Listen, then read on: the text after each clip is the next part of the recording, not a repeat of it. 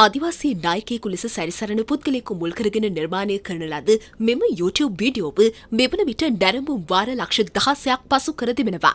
ආදිවාසී පරපුරේ සංස්කෘතිය විකෘති කරමින් සහ ඊට නිගාවන ලෙස නිර්මාණය කර ඇති මෙම වීඩියෝව ව්‍යාපාරික අරමුණින් මුදල් ලිපීම සඳහා නිර්මාණය කළ එකක් බවයි ආදිවාසී නායක ඌරුවරිගේ වන්නිලැතන් පවසන්නේ. මේ තුළින් ආදිවාසී පරපුර හා සංස්කෘතියට සිදු කරන ලද අපහාසය වෙනුවෙන් වන්දි මුදලක්ද ඉල්ලා නොබෝ දිනකදී අධිකරණය ඉදිරියේ නඩු පවරන බවයි ආදිවාසී නායකයා වැඩිදුරටත් කියා සිටියේ.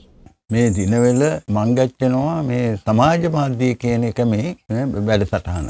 ඒතන මේ ඇත්තන්නේ පරම්පරාව සම්බන්ධව තමයි මේ පරම්පරාවේ නායකයෙක් හැටිමට මොන එකෙක් හරි තිබාගෙන ලොකු වෙළඳාමක් මන්දු කරනවා. හැබැයි මේතන ඇයිරකොලට මන්දු කරලා දින පොජ්ජ දෙකමකින් තුනකමකින්ම ඇත්තෝ ඒ වැඩ පොජ්ජ මන්දු කරන මිනිහ ගජ්ජට කතා දැම්ම. ඉතින් කතා දමනකොට කතා දමනවා මාධ්‍ය නිදහස තිබෙනවා ඕන එකක් මන්දු කරන්න ඒතන ඇත්තකයි. හැබැයි මොනම ජාතියකට හරි පරපුරකට හරි හානියක් වෙනවා නම් ඒ වැඩ පොජ්ජ මන්දු කරන්න අයිතියක් උදුයි. ඒතන මේ ඇත්තෝ පැහැදිලි තැන මන්දු කෙරුවා. ඉතින් ඒ පැහැදිලි තැන මන්දු කෙරුවත් තවමත් ඒ ඇත්තෝ මේතන නතර පොජ්ජ මන්දු කරලා උදුයි. ඒ ඇත්තන්ට උමනාව තිබෙන්නේ රටට හරි ජාතියකට හරි පරපුරකට හරි මොන එක මන්දු වුණත් හොඳමයි. ඒ ඇත්තන්නේ මලු පොජ්ජට වාසියක් මං ගච්චෙනවා නම් ඒතන තමයි ඇත්තෝ බලාපොරොත්තු වෙන මන්දු වෙන්නේ. මේ ඇත්තන්නේ පරම්පරාවේ භාෂාව සිරිත් විරිත් ඒ හැම එකමක්ම විනාශ වෙන මන්දු වෙන හැටිමට තමයි මේතන මන්දු කරලා තිබෙන්නේ. ඒ කතා දමන එළමඤ්ඤා පොජ්ජ කියලා කතා දමන්නේ මොන එකද කියන එකමවත් හිටලාන්නකොද. පොජ්ජ කියලා මේ භාෂාවෙන් පොජ්ජ කියන්නේ මොන එකද කියන එකමවත්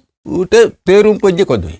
යුතුයකමක් හැටිමට මේ ඇත්තෝ දැනුවත් වෙන මන්දු කරුවා. මේ ඇත්තෝ දැන් බලාපොරොත්තු වෙන මන්දු වෙනවා. ඒ ඇත්තන්ට විරුද්ධව අධිකරණයට මං ගෙච්චලා මේ ඇත්තන්නේ පරපුරට මේ පරම්පරාවට මන්දු වෙන අපකීර්තිය ගැන මේ ඇත්තෝ මේ අධිකරණේ නඩුවක් මන්දු කරන්න බලාපොරොත්තු වෙන මන්දු වෙනවා.